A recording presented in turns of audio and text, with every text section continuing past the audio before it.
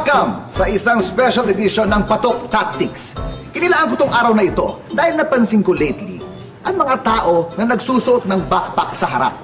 Tulad ng tulad ng lalaking to. See? Nauuso yan eh. Alam nyo ba kung bakit? Simpleng-simple lang yan.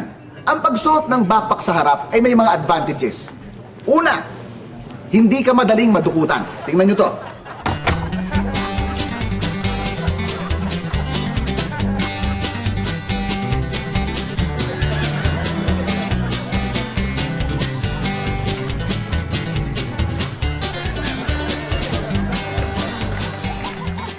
Number 2, mas madaling kumuha ng gamit kapag ang backpack ay nasa harap.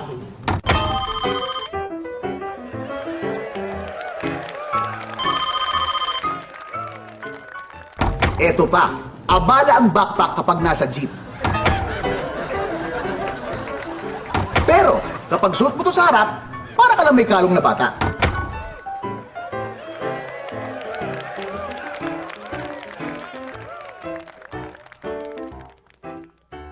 Hindi lang yan.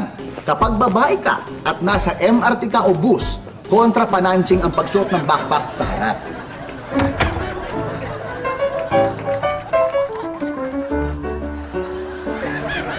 Ganon din kapag nasa elevator ka at puno. Pag sumakay ka na ang backpack mo na sa harap, hindi ka masyadong abala sa takot. Sa kalye naman, maaaring gamiting self-defense ang paglagay ng backpack sa harap.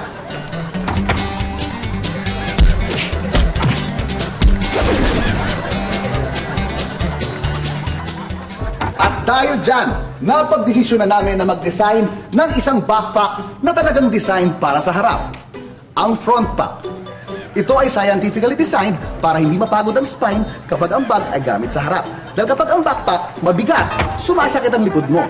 Ito, hindi. Pantay ang gravity. Ang front pack. Pag suot mo ang backpack sa harap, kailangan mo pang maglakad patingala. Pero hindi yan mangyayari sa ergonomically designed na front pack dahil ito ay may gyro compensator para hindi ito maging mabigat at hindi mo kailangan maglakad patingala.